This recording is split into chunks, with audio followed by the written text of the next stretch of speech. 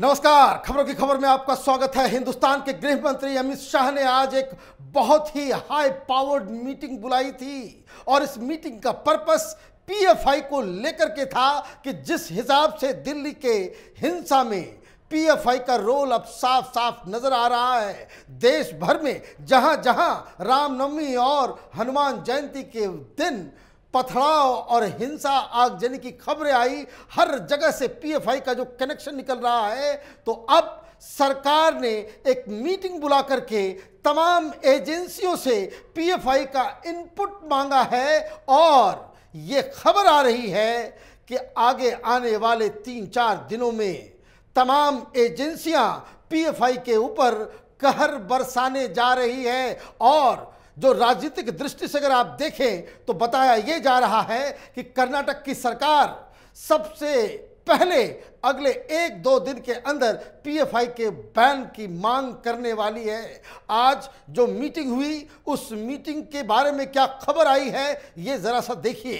In the aftermath of communal violence taking place in many parts of the country in recent times, security agencies are preparing a detailed report on the suspicious activities of the Popular Front of India (PFI) and its affiliates, particularly its student wing, Campus Front of India. Accordingly, in coming weeks, a lot of action will be taken by the law enforcement authorities. Karnataka के chief minister ने साफ साफ कह दिया है। अभी 1-2 दिन बीतने दीजिए, देखिए किस तरीके से सरकार पीएफआई के खिलाफ अभियान चलाती है। और यह अभियान इसलिए भी चलाना जरूरी है क्योंकि जिस हिसाब से पीएफआई ने मुस्लिम समाज को बरगलाने की, अफवाह फैलाकर उन्हें उत्तेजित करने की, उनकी भावनाओं के साथ खिलवाड़ करने का एक मॉडस ऑपरेंडी तैयार किया है कि हर बार झूठी बातों के ऊपर, अफवाह के ऊपर मुस्लिम समाज सड़कों पे आ जाता है, हिंसा भड़का देते हैं ये लोग और ये मरने मारने पे उतारू हो जाते हैं। शाहीन बाग के जमाने से पीएफआई हाईलाइट हुई कि किस तरीके से एक झूठी अफवाह कि मुसलमानों की नागरिकता चली जाएगी, इन लोगों ने सीएनआरसी का ड्रामा शुरू किया और शाहीन बाग को पूरी तरीके से फिनेंस किया जा रहा था। किसके द्वारा? पीएफआई के द्वारा।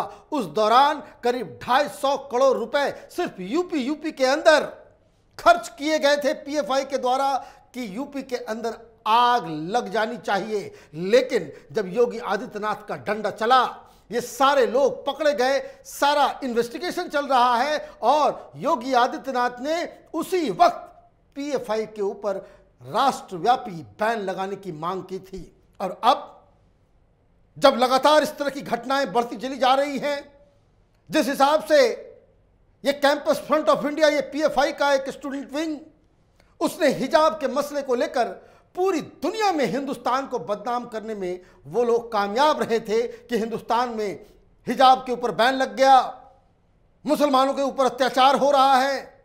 ये तमाम चीजें अब देश की सरकार, नरेंद्र मोदी की गवर्नमेंट, ये अब सीरियसली इसके ऊपर कार्रवाई करना चाह रही है। एक रिपोर्ट हमारे हाथ लगी जिसके तहत ये बताया जा रहा है कि भाई क्या क्या चीजें हो रही है, अमित शाह क्या क्या कर रहे हैं। तो एजेंसियों को क्या मानना है? PFI is not an ordinary organisation. Several intelligence and law enforcement agencies have input regarding its suspicious activities and past history. Its members have been part of Student Islamic Movement of India (SIMI). Agencies of states like Karnataka and Kerala are also probing the links and the funding of PFI. There is a larger organized design. मतलब हिंदुस्तान की एजेंसियां, केरल और कर्नाटक की सरकार जहां सबसे ज्यादा PFI active है, उनके पास इस बात के पुख्ते सबूत हैं कि पीएफआई ये कोई साधारण ऑर्गेनाइजेशन नहीं है, बहुत ही खतरनाक डिजाइन पे काम कर रहा है। और ये डिजाइन क्या है? जिस तरीके से एक कट्टर पंथ, आईएसआईएस और तालिबान जैसा इस्लाम हिंदुस्तान में ये लागू करना चाहते हैं, ये हिंदुस्तान में बंटवारा करना चाहते हैं, हिंदुस्तान को जलाना चाहते हैं। हिंदुस्तान की गली सड़कों पे हर जगह हिंदू मुसलमान के बीच हिंसा भड़के, इस डिजाइन पे ये लोग काम कर रहे हैं। और इनकी जो फंडिंग है वो भी बहुत ही सस्पिशियस है। बताया ये जा रहा है कि बहुत सारे इलीगल एक्टिविटीज के द्वारा, चाहे वो ड्रग्स का मसला हो, चाहे वो गोल्ड स्मगलिंग हो, या फिर पाकिस्तान, चाइना और अलग अलग देश के दुश्मन जो बाहर बैठे हुए हैं, वहां से इनकी फंडिंग हो रही है। और अब जब पानी सिर के ऊपर गुजर रहा है तो केंद्र सरकार ने अब यह फैसला कर लिया है कि पीएफआई को बैन करना अत्यंत ही आवश्यक हो गया है। एक रिपोर्ट के मुताबिक, after going through the Simi and Indian Mujahideen experience in the past, the on campus activities of CFI are causing concern to Indian intelligence agencies. Any splinter group may emerge in the long run and threaten our national security. Different agencies are submitting detailed findings to the concerned government.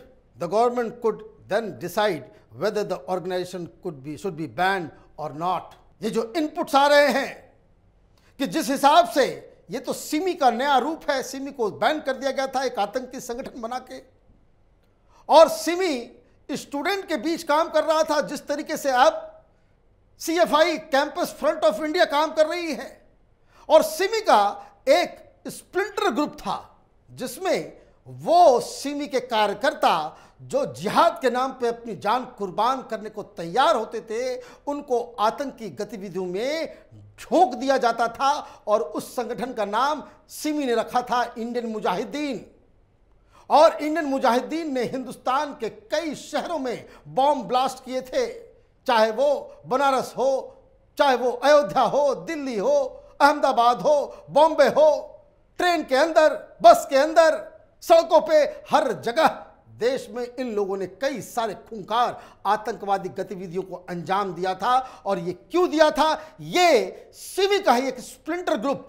अब जो एजेंसियां कह रही हैं कि ये जो PFI है तो कभी हिजाब के नाम पे, कभी सीए के नाम पे, देश भर में ये हनुमान चालीसा और रामनवमी के नाम पे देश में ये जो कोहराम मचा रही है, इसमें से ही जो लोग ज्यादा पथभ्रष्ट हो जाएंगे, जो ज्यादा जिहाद के रास्ते पे उत्सुक होंगे, ये इस तरह का इंडियन मुजाहिदीन जैसा स्प्लिंटर ग्रुप ये पीएफआई और कैंपस फ्रंट ऑफ इंडिया के जरिए बनाया जा सकता है, इसकी चिंता है। मतलब ये कि हिंदुस्तान में पीएफआई आतंकियों को बनाने का एक बहुत बड़ा फैक्ट्री बन सकता है, ये अंदेशा हमारी एजेंसियों को है। और इसी के ऊपर वो सारी रिपोर्ट्स तैयार की जा रही हैं ताकि एक सप्ताह के अंदर ये सारे रिपोर्ट्स दिए जाएं और अमित शाह और प्रधानमंत्री मोदी इस बात का फैसला कर सके कि पीएफआई को